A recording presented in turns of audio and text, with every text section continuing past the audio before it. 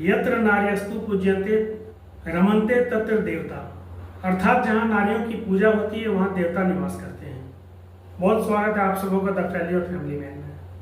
आप थंबनेल को देख करके ये सोच रहे होंगे कि महिलाएं फिर किस प्रकार से गुलामी की ओर जा रही हैं, और यहाँ मैं चर्चा कर रहा हूँ कि जहाँ नारियों की पूजा होती है वहाँ देवता बसते हैं। दरअसल भारतीय समाज में महिलाओं को देवी का दर्जा प्राप्त है, महिलाओं की पूजा होती है।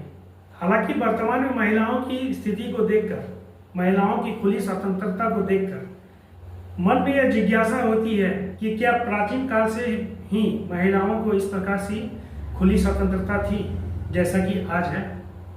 आज महिलाएं पूर्णतः बंधन मुक्त हैं। कहने को भारत एक पुरुष प्रधान समाज है, लेकिन धीरे धीरे पुरुषों का समाज में क्या स्थान होता जा रहा है महिलाओं के सामने, यह स्पष्ट रूप से प्रत्यक्ष रूप से दिखने भी लगा है। जहां हम लोग देखते हैं कि आजकल महिलाएं बंधन मुक्त हैं, वहीं अगर किताबों को और लेखों को हम पढ़ते हैं, महिलाओं को बहुत सारे बंधनों में बांध कर रखा गया है।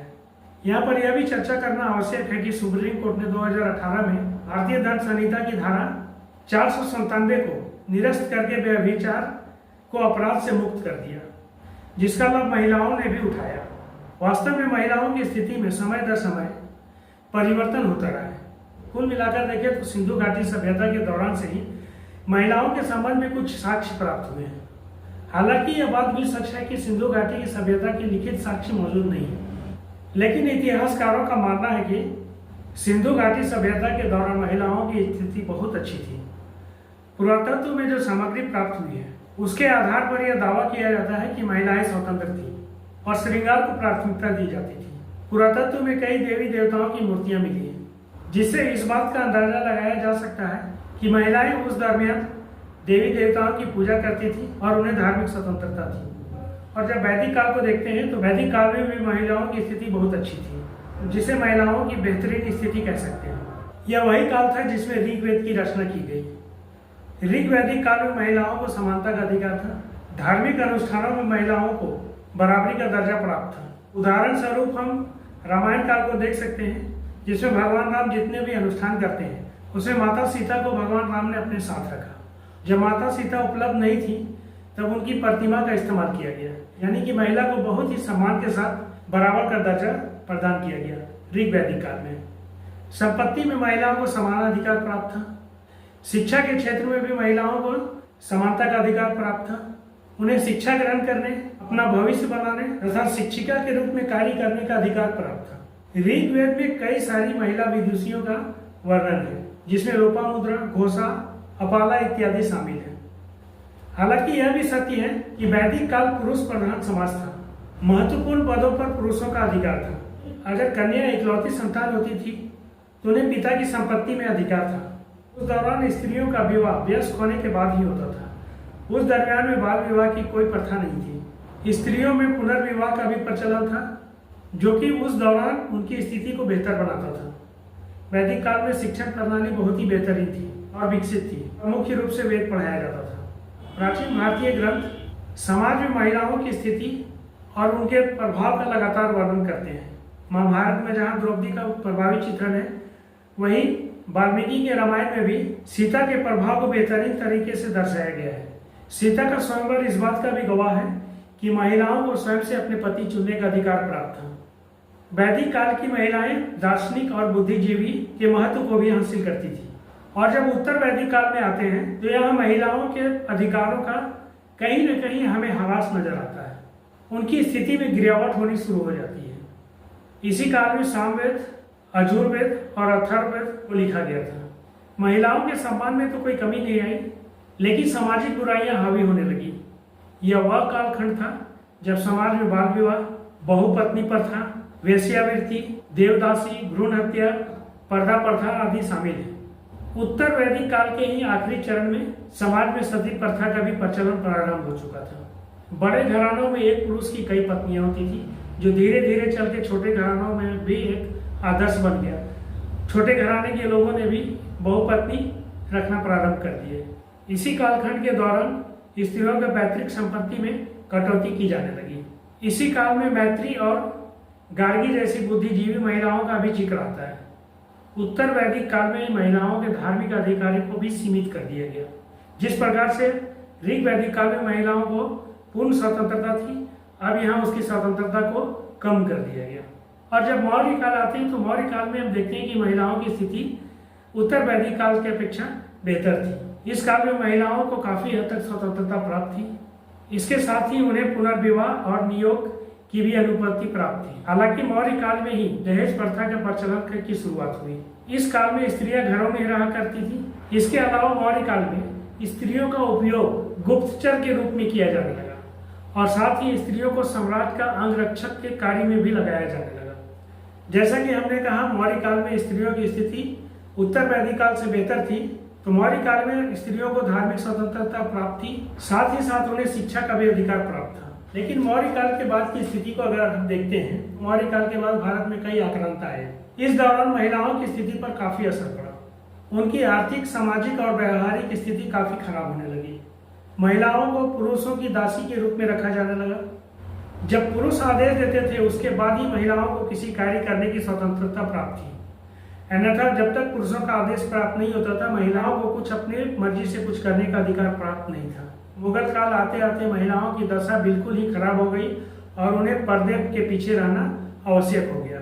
मुगल काल में महिलाओं को पर्दे में और बंधनों में रह करके जीना पड़ रहा था। लेकिन स्वतंत्रता के बाद महिलाओं को संविधान में पुरुषों के बराबर में वही अधिकार दिए गए। सरकार की ओर से महिलाओं को उत्थान के लिए कई कार्य किए जा रहे हैं और पूर्व में भी किए जा चुके हैं।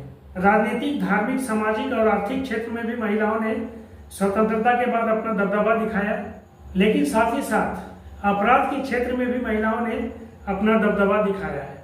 और अब स्थिति तो यह आ गई कि कई महिलाएं ऐसी हैं जो स्वयं अपने पतियों की हत्या कर दे रही हैं। एक रिपोर्ट से पता चलता है साल में 275 पति अपनी पत्नी की हत्या कर देते हैं। वहीं पत्नी भी साल में 225 पतियों की हत्या कर देती है। और अभी तो हाल ही में एक केस जो हमारे सामने आया है सोनम रघुवंशी और राजा रघुवंशी का, और इससे पहले भी कई केस आ चुके हैं जिसमें कि पत्नी ने अपने विवाह के कुछ ही दिन बाद अपने पति की हत्या अपने दोस्तों के साथ हत्या कर दी। जिस प्रकार के अभी केस हमारे सामने आ रहे हैं उस आधार पर हम कह सकते हैं कि जब युग ने ली अंगड़ाई, नारी का दूसरा रूप भी प्रकट हुआ, जो अब न श्रद्धा रही, न ममता रही, न वंदनीय रही, न अबला रही। आंखों का पानी और आंचल का दूध तो बिल्कुल ही सूख गया है।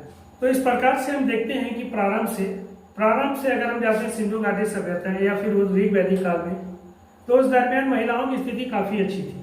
लेकिन धीरे धीरे जैसे जैसे युग परिवर्तन होता गया, महिलाओं की स्थिति गिरती गई। महिलाओं की स्थिति गिरती गई और वो एक तरह से पुरुषों के गुलाम होती चली गई। लेकिन आज़ादी के बाद महिलाओं के लिए विशेष रूप से कार्य किए गए। महिला सशक्तिकरण का अभियान चलाया गया और महिलाएं फिर से सशक्त होकर उभरी। और महिलाएं इतनी सशक्त हो गई कि अब वो अपने पतियों की हत्या करने लगी। तो महिलाओं की स्थिति का जो पूर्ण वर्णन करने से मेरा तात्पर्य यह है कि अगर हम प्राचीन काल में देखते हैं तो महिलाओं की स्थिति काफी बेहतर थी। लेकिन मध्यकाल आते आते ऐसा क्या हो गया कि महिलाएं बंधनों में जकड़ गई, उन पर सती प्रथा थोप दी गई, दहेज प्रथा लागू हो गया और जाने कितनी सारी कुरीतियां महिलाओं के ऊपर थोप दी गई। इसकी वजह क्या थी? इतनी सारी बुराइयों को उस पर थोपा गया, इतनी सारी कुरीतियों को थोपा गया, उसकी क्या वजह थी? अगर आज के समय की अगर हम तुलना करें, जिस प्रकार से नारी अपनी पति की हत्या कर दे रही है, एक्स्ट्रा मैरिटल अफेयर्स का उनके पास स्वतंत्रता प्राप्त है, तो इस हालत में क्या पुरुष दिन प्रतिदिन अपनी पत्नियों के हाथों मरते रहेंगे? आज के युग में एक पति अपनी पत्नी जो लगभग अपनी पढ़ाई पूरी करके नहीं आती है अपने पति के पास, और फिर पति उसका लाइफ बनाने के लिए, उसको सशक्त बनाने के लिए, उसको जीवन में आगे लाने के लिए अपना हर संभव प्रयास करता है। और जब महिला सशक्त हो जाती है, महिला जब सफल हो जाती है, फिर वही महिला अपने पति को छोड़कर चली जाती है। तो ऐसी स्थिति में क्या फिर वापस पुरुष उसी कदम को उठाने के लिए तत्पर हो सकते हैं जो कभी प्राचीन काल से मध्यकाल में हुआ था, कि पुरुषों ने अपनी महिलाओं को अपने अंडर में ले लिया और कहा भी गया था कि पुत्री को अपने पिता के नियंत्रण में रहना चाहिए, पत्नी को अपने पति के नियंत्रण में रहना चाहिए और वृद्ध माता को अपने पुत्र के नियंत्रण में रहना चाहिए। यह शायद कहा गया था विधवा माता को अपने पुत्र के नियंत्रण में रहना चाहिए। क्या फिर से वो इतिहास दोहराया जा सकता है?